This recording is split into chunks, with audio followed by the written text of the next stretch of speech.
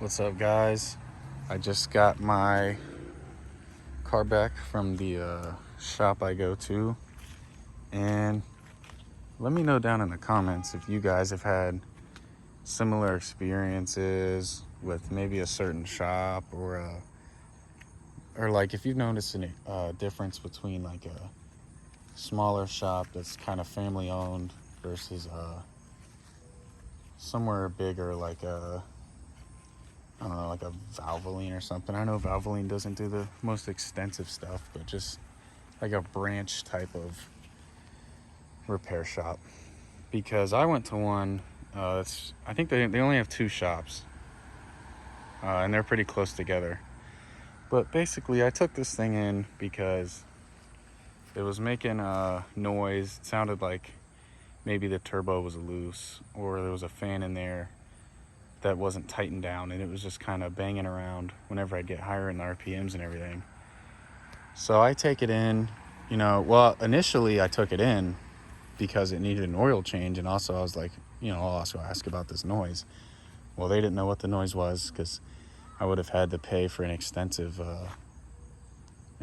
diagnostics of the car. So I just got the oil changed, noise goes away, car drives awesome, you know what I mean? So now it's about 2,000 miles after that oil change, which this is my delivery car, so I drive like 700 to 1,000 miles a week. So this thing is going through it, but I just got it, so it hasn't gone through it for long. But so this time I'm like, all right, I'll pay the, whatever, 150, 200 bucks. And I'll get them to, they take nice pictures and they give a nice report and everything like that. But they call me, I think the next day, and they tell me, she calls me and says, and I'm reading the report, and as I'm reading it, they call me, and I just got to the point where it says I need a new engine.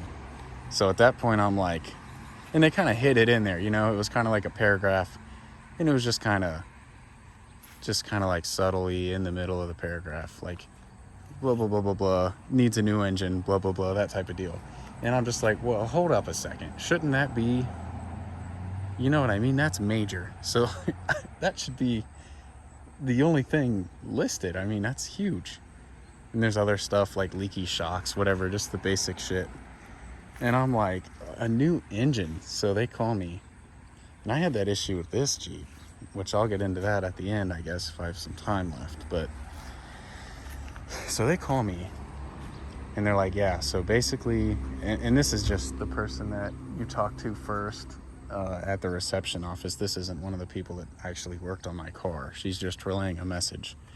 But she tells me it's 21 grand for a new engine, and that's after labor and everything. That's not even fixing the leaky shocks and the other bullshit, you know what I mean? That's just for that. So I'm like, all right.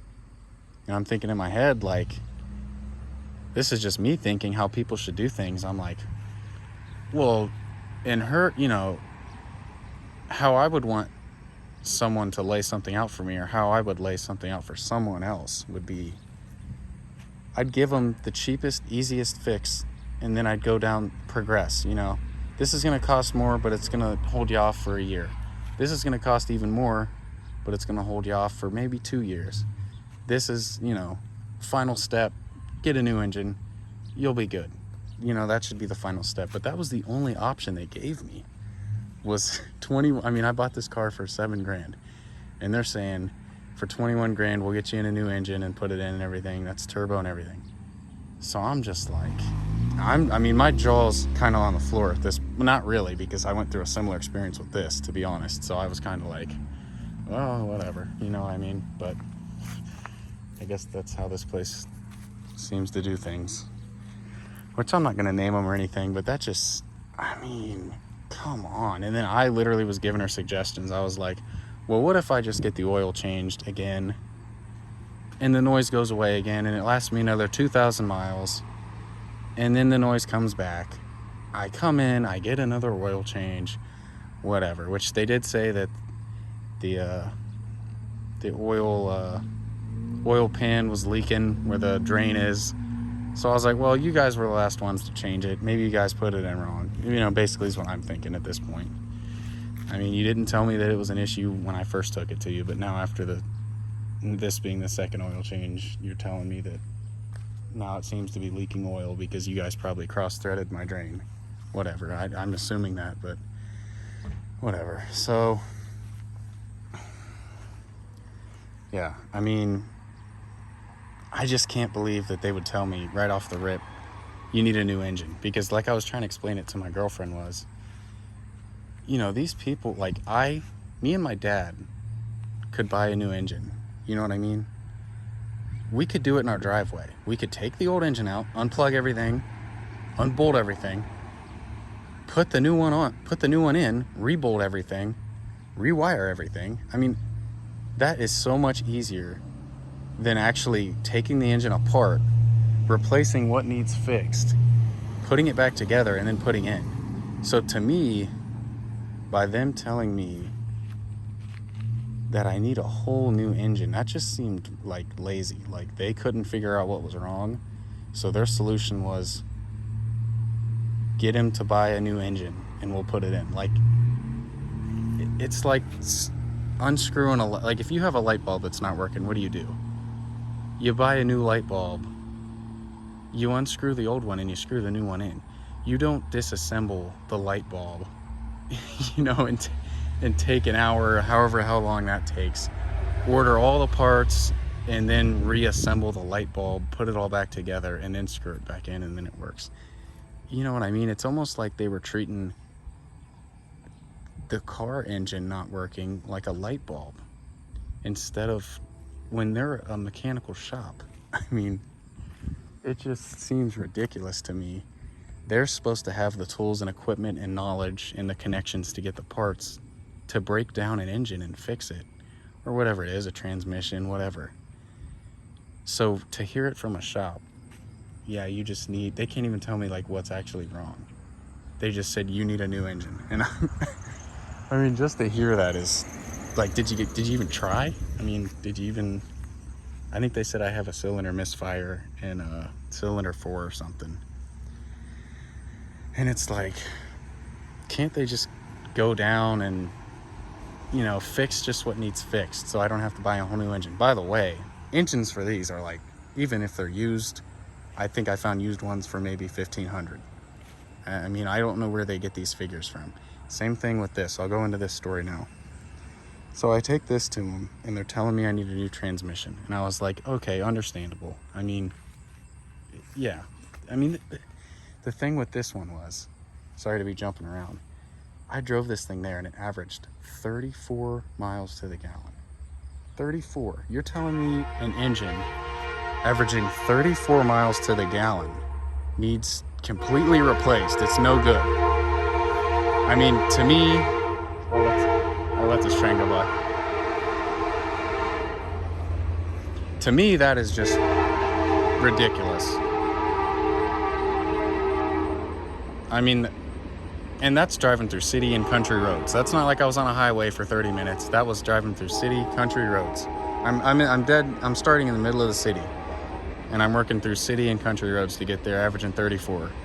And that's what they tell me. The whole engine's screwed, you need a new one. I mean, come on. And then with this one, they quote me 10 grand for the new transmission to be rebuilt and everything. Well, I go to a transmission shop, like literally right over these houses. They tell me $4,500, which I get it. They're a specialized shop. It's not going to take them nearly as long, or they have better connections to get the parts easier or whatever. But I mean, that's 10 grand versus 45 grand. That's a lot of money. I mean, that's like you're saving like 55, 60% of your money. And I just thought that was, that was the first little red flag. And then I'm like, whatever. They did good work. They took pictures of everything that needed taken pictures of. I could tell they were on the ground. They were in tough spots getting these pictures for me and everything. So I appreciated it. So I figured, I'll take them this. And then they tell me you need a new engine. Like, I'm just still getting into cars and working on cars and everything. But as far as I know, the only way you would need a new engine is if the block is either cracked or heat warped or something. You know what I mean? It has to do with the block for you to, and this is a 4-cylinder turbo. I mean, it's, how hot does it get, you know, compared to one of these? I mean, I don't know. But I don't know. I mean, I don't think the block is cracked. I don't think the block is warped. I didn't read that in a report anywhere. But as far as I'm concerned, the only way you need a whole new engine is if the block is screwed. And I didn't see any mention of that. I don't even think, would a car even run if the block is heat warped or cracked? I mean, not efficiently, that's for damn sure. And like I said, I was averaging 34 miles to the gallon. So I don't know, guys. Like, just let me know what you think. I just can't trust these shops. I've been to multiple different shops in different parts of Ohio, and I don't know. I think they're all the same at this point.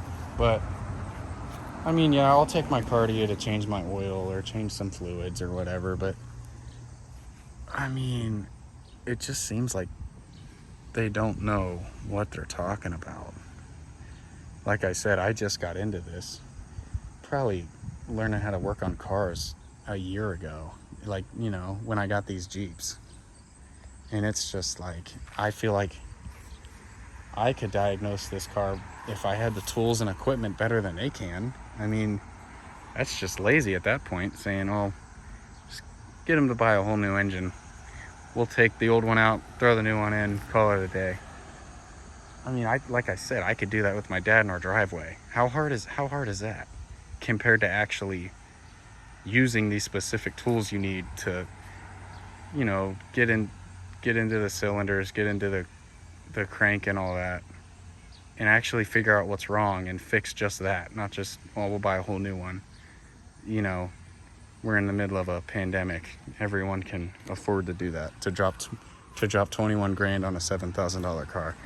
I mean, I don't know. I don't know.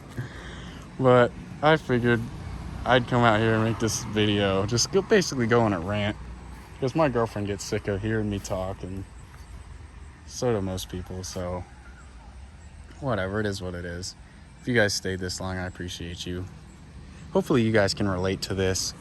Hopefully you haven't had these bad experiences, but please let me know down in the comments, because I don't think it's just me that goes through this. I mean, it can't, you know, I want to build a community and talk about the real stuff when it comes to owning cars. I mean, even just a fucking 4-cylinder Volkswagen, dude. Like, oh my God, it's not even like one of these.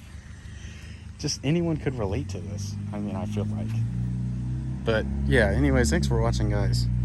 Just please let me know your experiences and everything. I don't care if it's a big, long story. I'll read it and give you, you know, how I feel about it. And I'm going to be on your side, more than likely, because I can get into a whole nother story about the very first car I owned, how I got screwed on that, taking it to a fucking Jiffy Lube.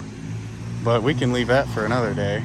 I got a million stories about just getting straight up screwed. But I'll let you guys go, and yeah, thanks for watching.